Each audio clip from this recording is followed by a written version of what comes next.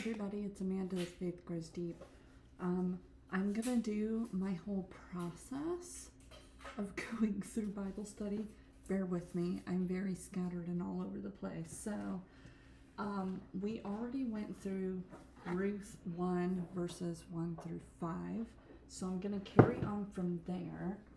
I usually check one of the Bibles I have. It's a historical, like a cultural background book for the book of Ruth, just seeing if there's any other tidbits in there that could be useful in understanding the story. So as I went through, there is nothing specific that pops out for the verses we're reading. So we don't really have that for this section. I did add it in my post. I did not do the video on that one, kind of given some of that information and background. So Ruth is not a very big book, so there's not usually a whole lot of background that goes into that. It's just understanding those times. And I think if we were going in a chronological aspect, we would kind of see those pieces pull in together because we would have followed that cultural background as we went through. So anyway, moving on from that. So after I look at the background information, just kind of putting things into perspective or keeping in the back of my mind as we go through this, then I usually read the verses. So this actually is a bit longer for this section because I tried to break them in sections. But between the 2 or 3 Bibles, actually, let me look that up, of how they're breaking those apart. So I have different translations I cross-reference. Let's see here. Yeah, that goes all the way to 2 as well. Okay, so we're finishing up the first chapter in this, basically. Anyway, I'll just read those verses. So, then she arose with her daughters-in-law that she might return from the land of Moab, for she had heard in the land of Moab that the Lord had visited his people in giving them food. So she departed from the place where she was, and her 2 daughters-in-law with her, and they went on the way to return to the land of Judah. And Naomi said to her 2 daughters-in-law, "Go, return, each of you to your mother's house. May the Lord deal kindly with you as you have dealt with the dead and with me.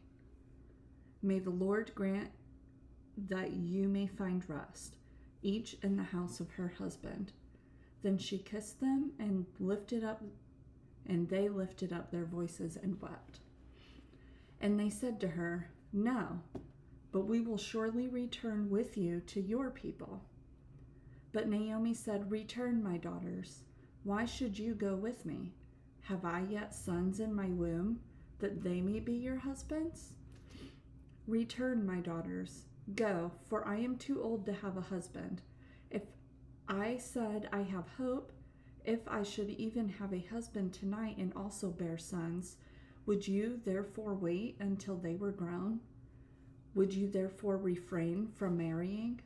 No, my daughters, for it is harder for me than for you, for the hand of the Lord has gone forth against me." And they lifted up their voices and wept again. And Orpah kissed her mother-in-law, but Ruth clung to her. Then she said, "Behold, your sister-in-law has gone back to her people and her gods. Return after your sister-in-law." But Ruth said, "Do not urge me to leave you or turn back from following you. For where you go, I will go, and where you lodge, I will lodge. Your people shall be my people, and your God my God. Where you die, I will die, and there I will be buried. Thus may the Lord do to me, and worse, if anything but death part you and me." When she saw that, she was determined to go with her. She said no more to her. So they both went until they came to Bethlehem. And when they had come to Bethlehem, all the city was stirred because of them.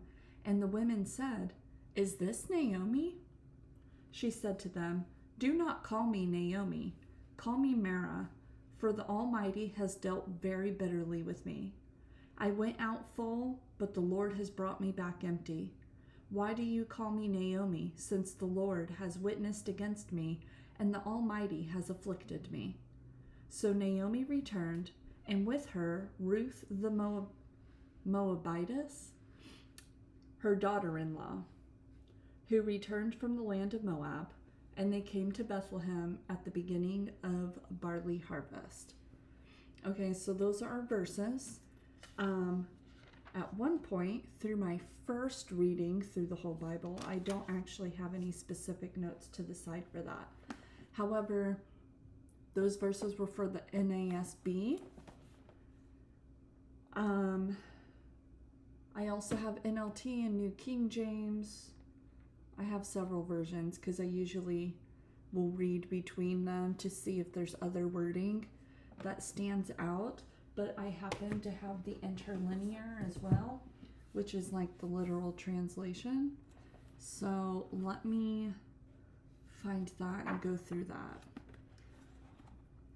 But as I go through those pieces, nothing really stood out or called out to me to try to dig any deeper into it.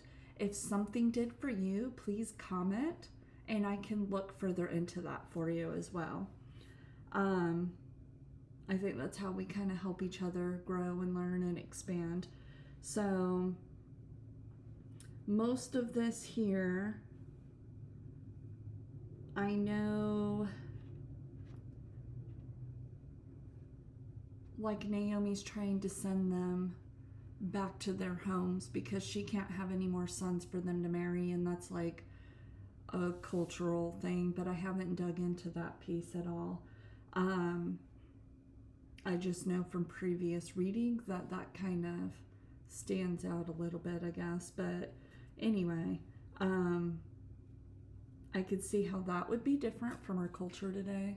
So that might raise questions, but we have to remember this is Old Testament.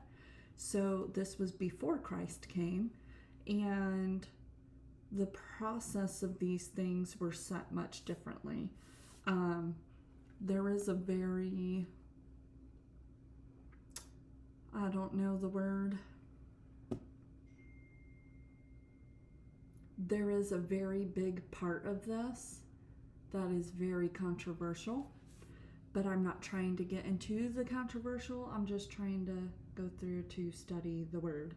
So I will eventually have to unpack that, but I'm not going to do that right now. So anyway, going through that kind of explains that process too. Why would they have to wait for her to have other sons, and her explaining why she isn't even married. She don't have a husband anymore because her husband and both of her sons had died.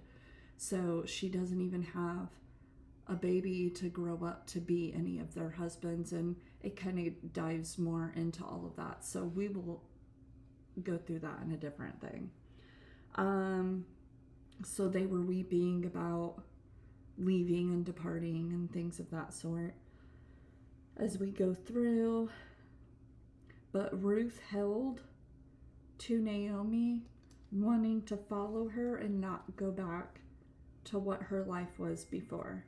So I think in Ruth that showed a lot of courage and dedication, even to the point she was saying, like, where you go, I am going. Your people will be my people. Your God will be my God.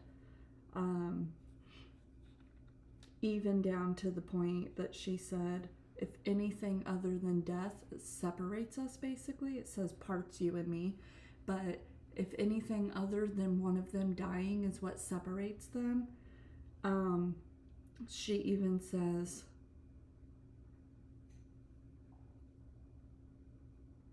I think she's just basically staying, because it says, thus may the Lord do to me and worse, if anything but death parts you and me. So in that, I think she's just showing how dedicated she is into following Naomi, that to her, anything other than death that parts them, may the Lord do to her, if not worse, for breaking that dedication, that faithfulness. Don't know the word. Loyalty, maybe. Maybe that's what I'm thinking. So it goes through that. And then I know as they came into the city, because it had been quite a few years, everyone's like, oh, is that Naomi? But because Naomi lost her husband and her 2 sons, she did not want to be called Naomi. And that's why she explains why the Almighty dealt with very bitterly with me.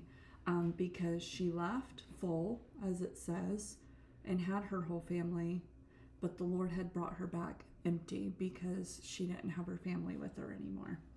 Anyway, that's basically the aspect of it, and it's just kind of bringing up the time frame that they came in, that they had come into Bethlehem at the beginning of the barley harvest. So I think that just puts the time frame and what is going to happen next into perspective. So that's just my own thought process through it. However, looking at the interlinear, let me see if anything sticks out there. So the interlinear book actually has, like I said, it's the literal translation, but it also provides the strong concordance numbers to kind of understand what those words mean in that original language, because the words they use do not mean the same thing that we mean today all the time. So let me see if there's anything that it says different there. So we were at 5. Okay. And she arose, she and her daughters-in-law, and returned from the fields of Moab. For she had heard in the fields, she had heard of the fields in Moab, that Jehovah had visited his people to give food to them. And she went out from the place where she had been, there and her 2 daughters-in-law with her. And they went in the way to return to the land of Judah. And Naomi said to her 2 daughters-in-law, go, return each to the house of her mother. May Jehovah deal with you kindly, as you have done with the dead and with me. May Jehovah grant to you that you find rest. So, okay. That would make me pause because I don't remember reading that necessarily as it's saying rest when she was talking to them. So, referencing back here. Okay.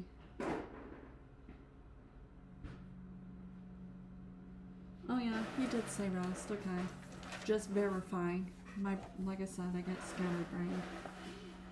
But I would pause there because the word rest, I would think, is our kind of rest. Like, oh hey, let's just have rest, like to be refreshed or something. So I'm actually going to look that up in the Strongs to see if it means the same thing or something different. If you happen to have one, it's 4496.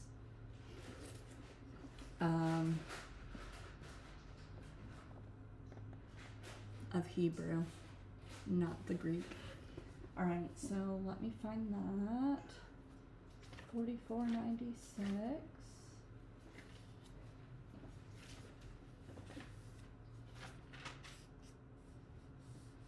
Hi, husband. Oh, hi. You just peeking in the video again? Yeah, I wasn't sure what you were doing, and I looked over and saw you were recording and forgot why I walked in. Oh.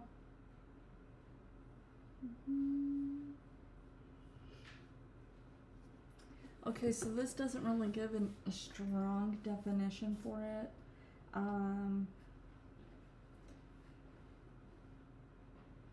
It says like repose or peacefully, consolation, that's dealing more specifically with matrimony, hence an abode. It has rest, a resting place, comfortable, ease, quiet, still. So kind of what we would consider rest, not really as the action, but the overall renewal, or like there a lot of times the Bible talks about to be still. That is just to have rest, to just, I guess, if you, at least that's how I take it. So just having that rest, to be at ease, to have that quietness. And if it's something you haven't had before, it's probably kind of difficult to know what that is. But I have to say, in the times, it's not that I've had it a lot, but I have had a sense of what that is, and it is like it's more of a spiritual thing in yourself rather than the physical rest. It just does something completely different in you. So anyway, that's the kind of rest that's talking about. So continuing on,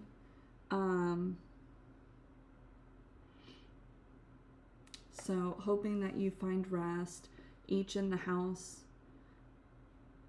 of her husband. And she kissed them, and they lifted up their voice and wept. And they said, no, or they told her no, we will return with you to your people. And Naomi said, to turn back, my daughters. Why should you go with me? Oh, it's hard reading this. Maybe I should read the other version because it goes backwards.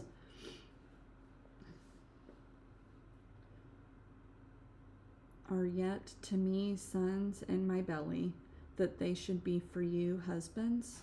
Return, my daughters, go, for I am too old to be married to a husband. If I should say,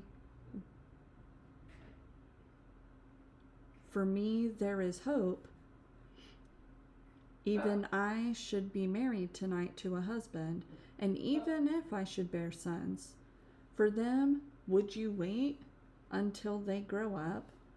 For them, okay.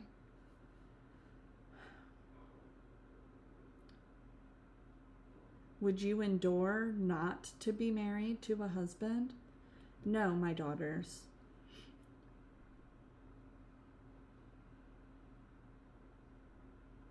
For it is much better for me than for you.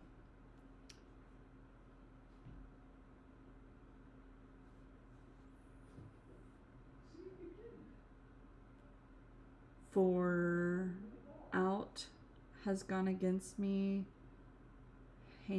Jehovah's hand. And they lifted up their voice and wept again. And Orpah kissed her mother-in-law, but Ruth clung to her. And she said, behold, your sister-in-law has returned to her people and to her gods. I do find it interesting how she's referencing back to the gods, plural, small g, because the Moabites worshipped other gods, not the one God. Return after your sister-in-law. And Ruth said, do not beg me to leave you, to return from you.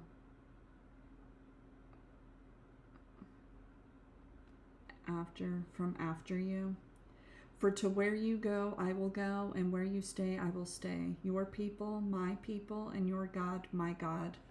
One God there. So Ruth is already showing and exhibiting that she's giving up those plural gods and the way that the Moabites lived to follow Naomi and follow that way of life now. I think that's a key factor as we move forward. So, where you die, I will die, and there I will be buried. Thus may Jehovah do to me, and more so, if death alone will part me and you. And she saw that made herself strong.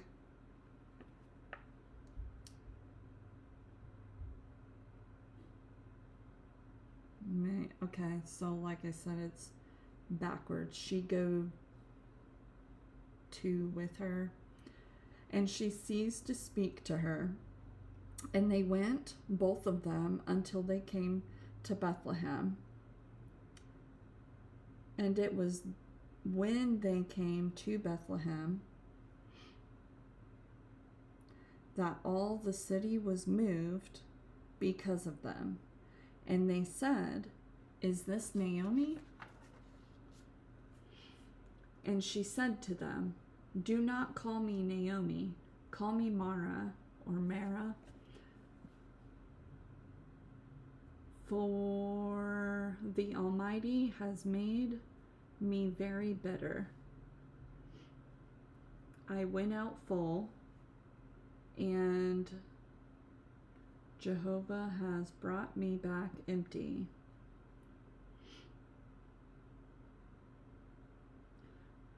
Do you call me Naomi, since Jehovah has, the Almighty, I don't know, has eyed me? Okay, since Jehovah has eyed me. It's like eyed, okay. Like I said, their wording's different. And the Almighty has done evil to me. Okay, that's interesting, because God doesn't do evil.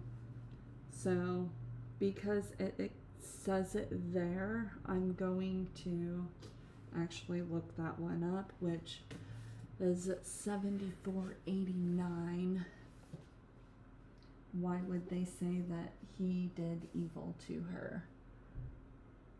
7489.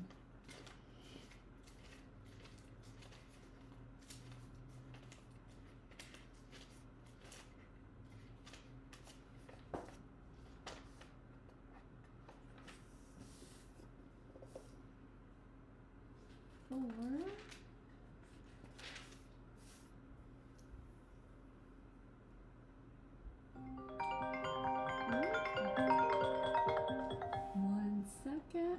I'm gonna pause that. Sorry about the interruption. Okay, see, I'm just going off here. This is normally the process I'd still show you, but you probably didn't need to hear a phone call about me picking up my half cow today. Oh, man. Alright. And then I got my children texting me. Okay, so continuing on. We are looking at why it said that God, or Jehovah, has done evil. Okay, so that was, what number was it again? We are looking at 7489. Okay. Forgive me. I have apparently answered my call and moved. It's on my counter. Hold on.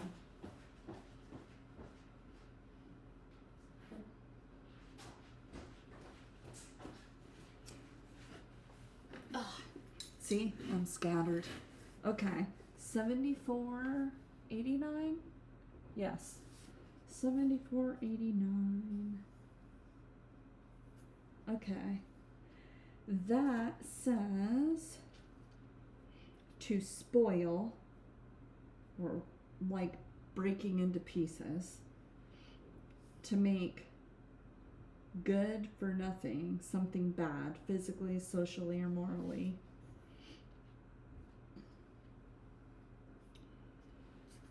Oh, let's see.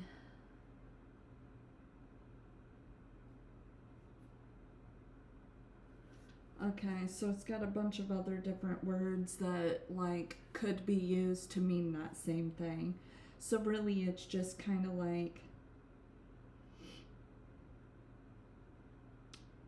something that was bad that happened or something that was broken apart. They use words like hurt or evil or worse or afflicted or break, displease.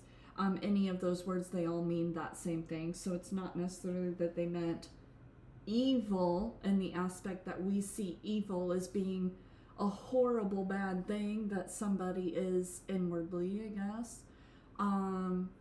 But they are using that word in a sense of something that was spoiled or broken apart. So yeah, and given that her husband and both her sons died, I can see how that's broken. Like, my family is now broken, which I can relate to, actually. Anyway, different story. Okay, so moving on from that, continuing with the interlinear now. All right, so I got that. So he's okay. And Naomi and Ruth returned. Okay. And Naomi returned, and Ruth, the Moabitess. So I guess if it was just like, Prince is the man and princess, so Moabitess, so she was from Moabite. Anyway, continuing.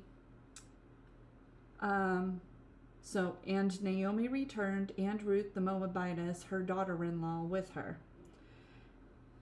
The one returning from the fields of Moab.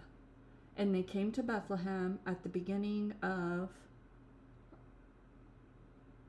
the barley harvest.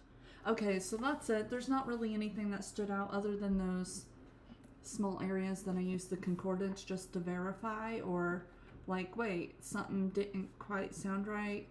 Why would it say that? Not you, sorry. So trying to take that just as face value, if it's like, wait a minute, why would it say that? Like, that's usually when I look in to try to find the meaning of the word there. So aside from that, there's not really a whole lot else going on with that section. That is the finished part of all of chapter 1 for Ruth. And I guess if I had the time, which today I'm kind of bouncing everywhere, but I know I haven't done this second part. Look, I'm a mess. Anyway, I know I haven't done this part other than the first passage. So this is my go through everything as you're going through it with me. And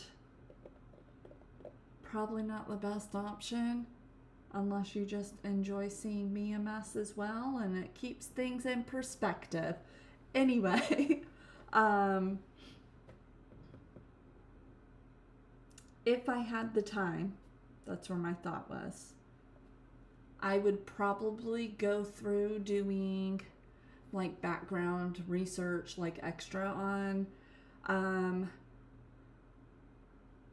the process of a barley harvest, why mentioning it being the beginning of a barley harvest, why that would have some importance in being mentioned, or if it's just mentioned to help know the timeline or a time frame of what's going on. We did start this book explaining that it was during the time of the judges and there was a famine, but they have returned and it is at the beginning of a barley harvest. So that very well could just fall into timelines for people to understand the time frame. And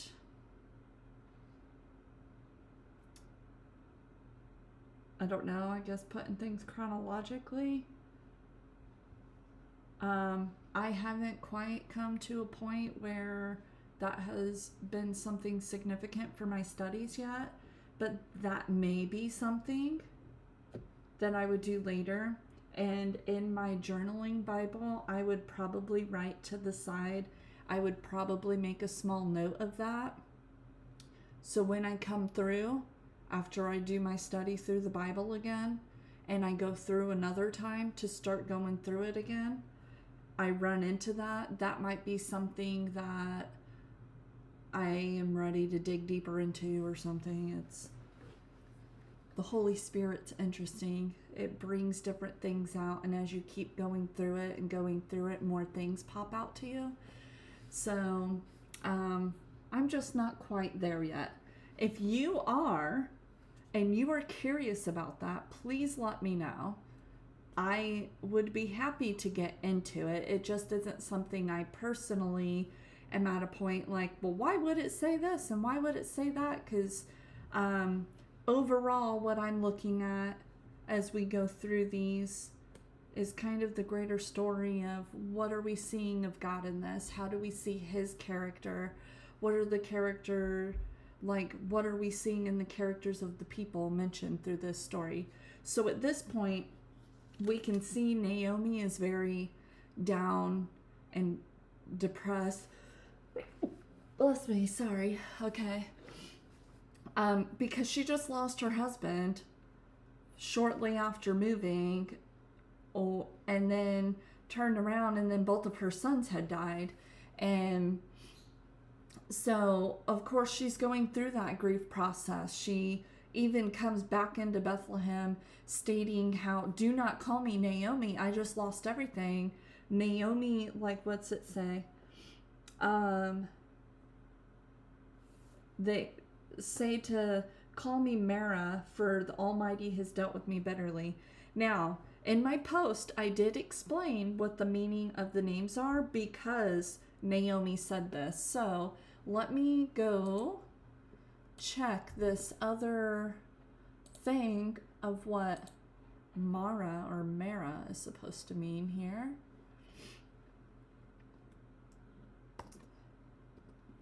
And see if that pulls up. Okay, where are we at? That's not right. Okay, give me a minute. I have to look it up.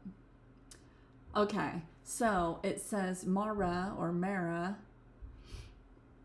It means bitterness, which it does explain to call me Mara because the Almighty has dealt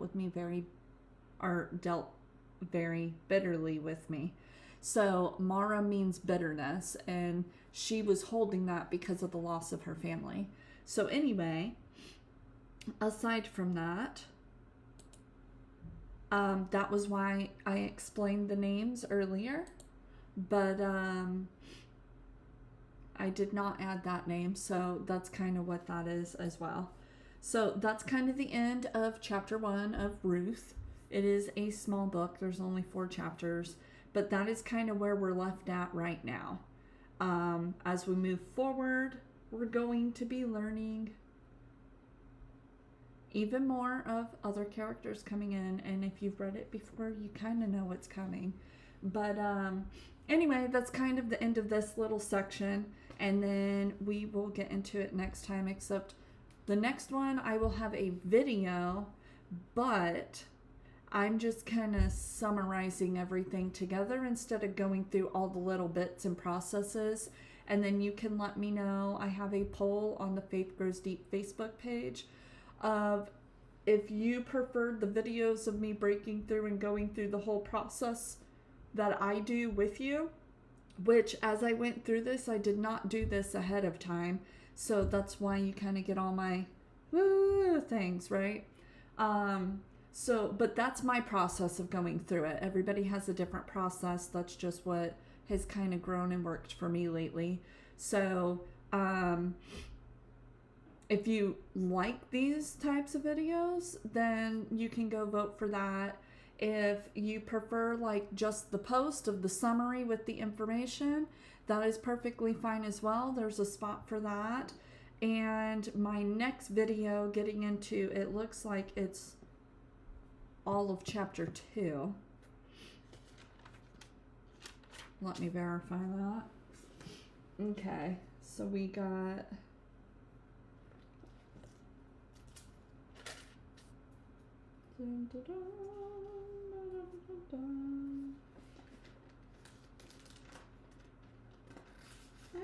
Yeah, so it'll be all of chapter 2. But for that video, I'm going to go through all this already. And then I'm just going to share the summary of what I was reading and share those verses. And I'll kind of have notes and everything's a little cleaner and organized and put together. But the Faith Grows Deep Facebook page, you can go to that and then vote on which method you prefer. So that way I can provide that to you and whatever helps you with studying better. All right, anyway, have a blessed day. Thank you.